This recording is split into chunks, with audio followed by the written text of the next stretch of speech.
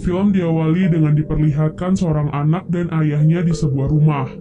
Malam itu, beberapa orang mendatangi rumah tersebut dan membunuh si ayah di depan anaknya.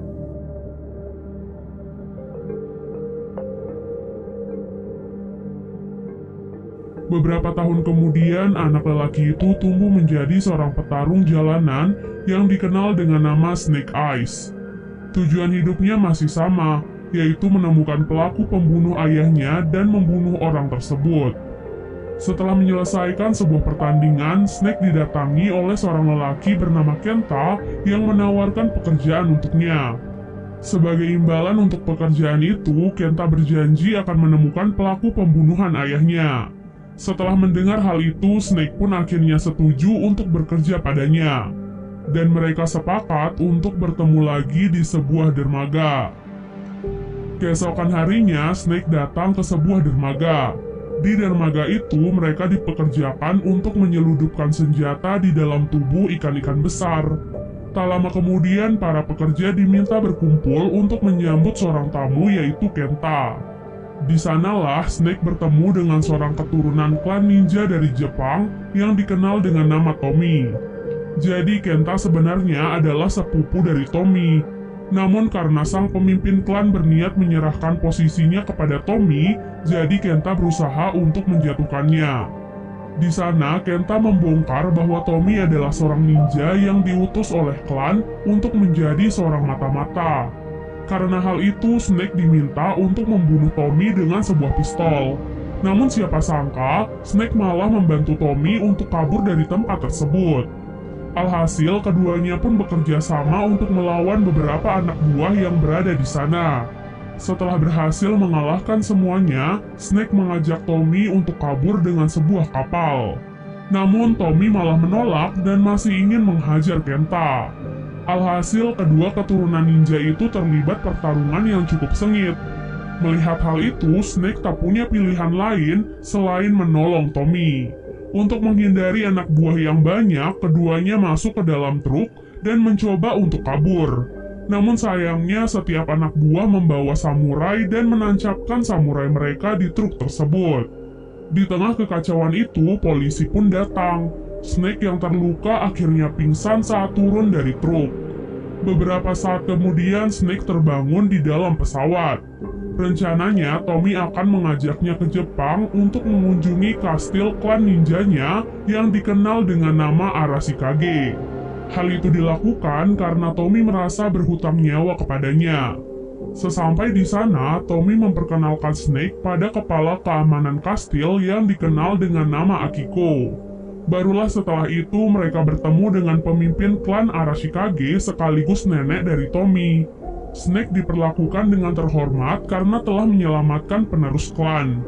Bahkan Tommy menawarkan kepadanya untuk menjadi kesatria dan bergabung dengan Arashikage. Mendengar hal itu, Akiko sepertinya tidak setuju, karena ia merasa bahwa memberikan posisi itu kepada orang luar adalah langkah yang berbahaya. Terlebih mereka belum mengetahui apapun tentang Snake. Karena itu, pihak klan akan memberikan 3 tantangan untuk Snake. Jika berhasil menyelesaikan semua tantangan itu, maka Snake bisa bergabung dengan Arashikage. Namun jika gagal, maka Snake akan mati. Singkat cerita, tantangan pertama pun akhirnya dimulai. Sebelum dimulai, pemimpin memperkenalkan 2 guru terhormat di sana. Mereka dikenal dengan nama Heart Master dan Blind Master. Kemudian Heart Master menjelaskan aturan dari tantangan pertama. Jadi Heart Master dan Snake akan sama-sama membawa sebuah mangkuk berisi air.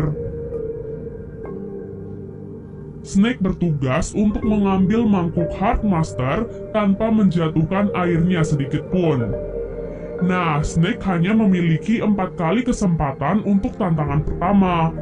Di 3 kali kesempatannya, Snake berusaha mengambil mangkuk tersebut dengan cara menyerang Heart Master.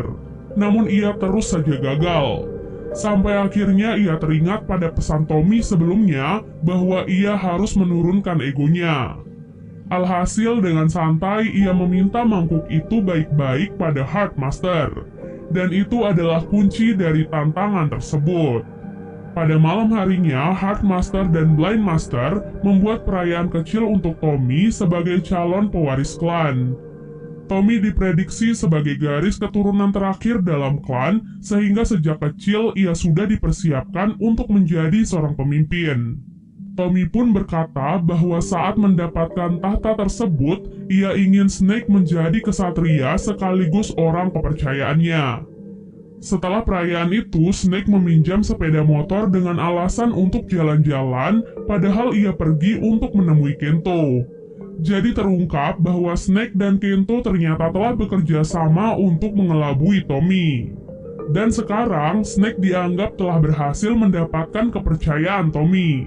Misi selanjutnya adalah Snake harus mengambil sebuah artefak berharga bernama Permata Matahari yang tersimpan di halaman kastil.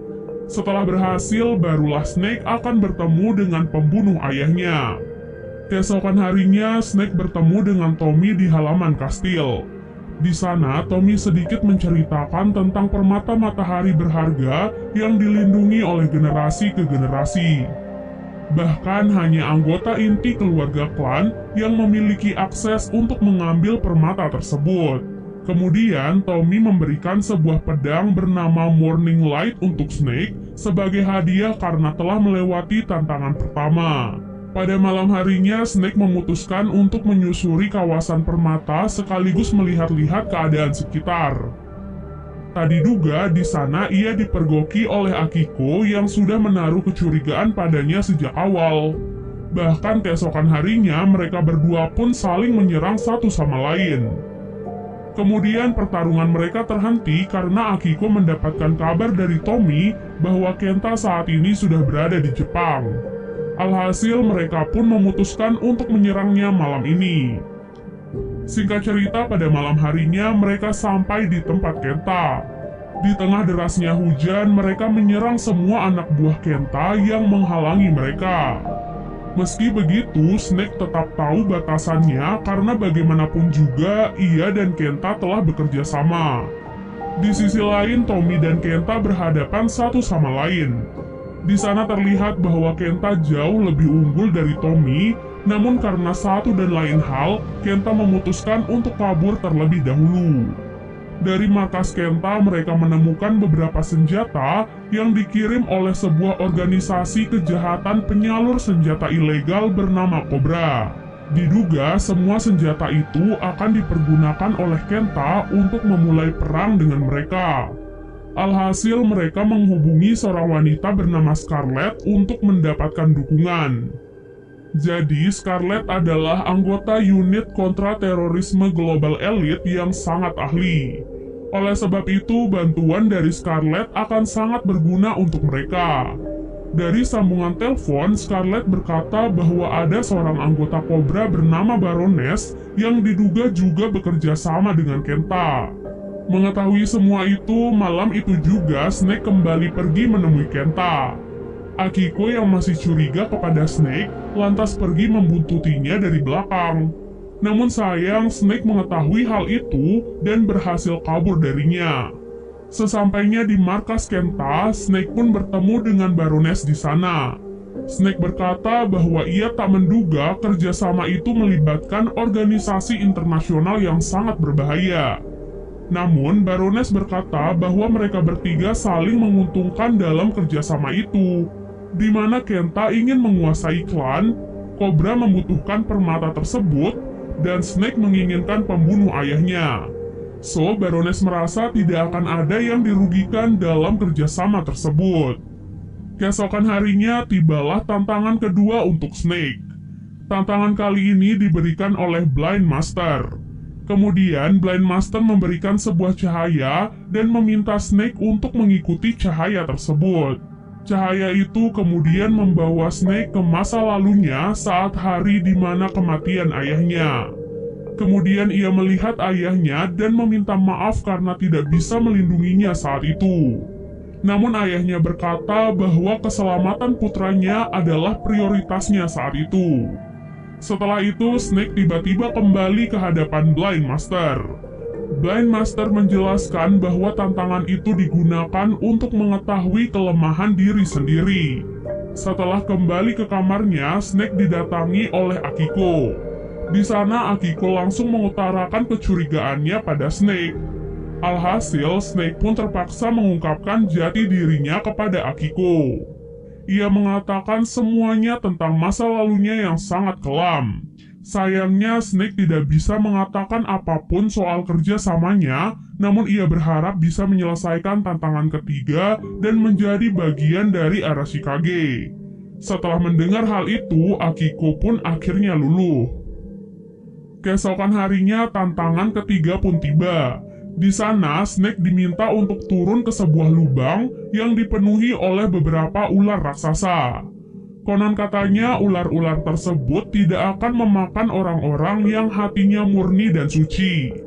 Alhasil, Snake pun berusaha untuk menenangkan hatinya agar tidak dimakan oleh ular-ular tersebut.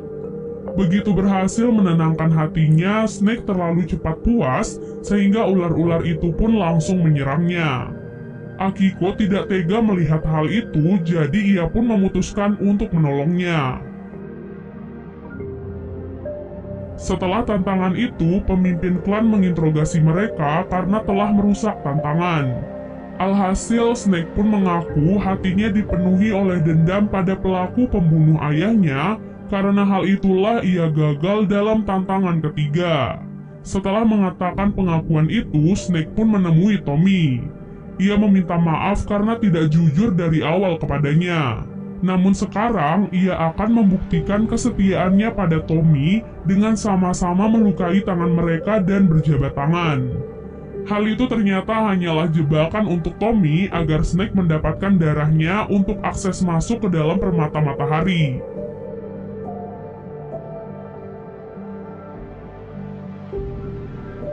Dan benar saja, setelah mendapatkan permata, Snake Eyes berencana kabur dari tempat tersebut. Namun sayangnya, ia dipergoki oleh Akiko yang tidak percaya bahwa mereka telah dikhianati oleh Snake. Meskipun begitu, Akiko tetap tidak berhasil menghentikan Snake yang berhasil kabur dari tempat tersebut. Setelah itu, Snake menemui Kenta dan menyerahkan permatanya. Kejadian itu membuat Tommy sangat kecewa sekaligus marah. Oleh sebab itulah, ia dan Akiko langsung bergerak untuk mencari Snake dan membunuhnya.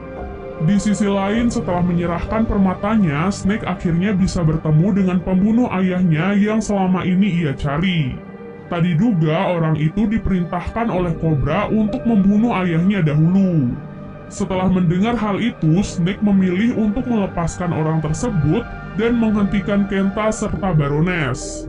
Di perjalanan, ia bertemu dengan Tommy dan Akiko yang terlanjur marah kepadanya dan berniat untuk membunuhnya. Padahal ia sudah ada di pihak mereka sekarang. Beruntung Akiko cepat menyadari hal itu dan menginfokannya kepada Tommy. Namun Tommy tetap tidak peduli dan akan tetap membunuhnya. Alhasil, pertarungan antara keduanya pun terjadi. Di sana, Snake berusaha keras untuk memberitahu Tommy bahwa untuk saat ini menghentikan Kenta adalah prioritas mereka. Alhasil, Tommy pun luluh dan mau bekerja sama dengannya. Di sisi lain, Kenta dan Baroness pun tiba di kastil. Dengan permata itu, mereka bisa menyerang apapun yang mereka mau. Itulah mengapa permata itu sangat berharga dan dilindungi oleh klan. Namun kini permata itu berada di tangan yang salah. Para ninja dikerahkan oleh Heart Master untuk menghentikan Kenta, sementara Blind Master bertugas untuk melindungi pemimpin. Beruntung saat itu Scarlet tiba di saat yang tepat sehingga ia bisa langsung membantu Heart Master dan Blind Master. Setelah itu, Scarlet pun berduel melawan Baroness. Di sana Scarlet terpojok karena Baroness membawa begitu banyak bawahannya. Di waktu yang sama, Kenta memilih untuk langsung menyerang pemimpin. Dengan permata itu, ia yakin bisa menguasai Arashikage dengan mudah. Setelah berhasil memojokkan pemimpin, Baroness pun meminta permata itu pada Kenta sesuai dengan perjanjian mereka. Namun sayangnya, Kenta malah berkhianat dan malah menyerangnya. Di saat itulah anak buah Kenta menginformasikan bahwa Tommy dan yang lain sudah tiba di kastil.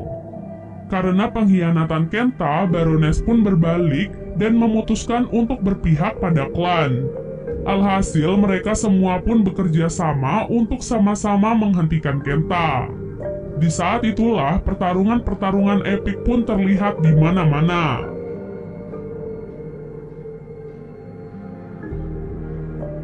Sampai akhirnya hanya Kenta dan beberapa anak buahnya yang masih tersisa.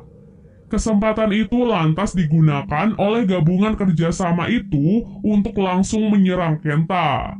Namun sayang, ternyata pemegang permata akan kebal dari semua serangan. Kemudian pemimpin menjatuhkan bom asap agar mereka bisa berpencar tanpa diketahui oleh Kenta. Dengan kerjasama yang baik, permata itu pun terlepas dari tangan Kenta dan berhasil diambil oleh Tommy. Karena dipenuhi amarah, Tommy pun melanggar janji bahwa mereka dilarang menggunakan permata untuk menyakiti seseorang. Dari penyerangan itu, Kenta berhasil kabur dan dikejar oleh Snake. Singkat cerita, mereka bertarung sampai terjatuh ke dalam lubang ular raksasa.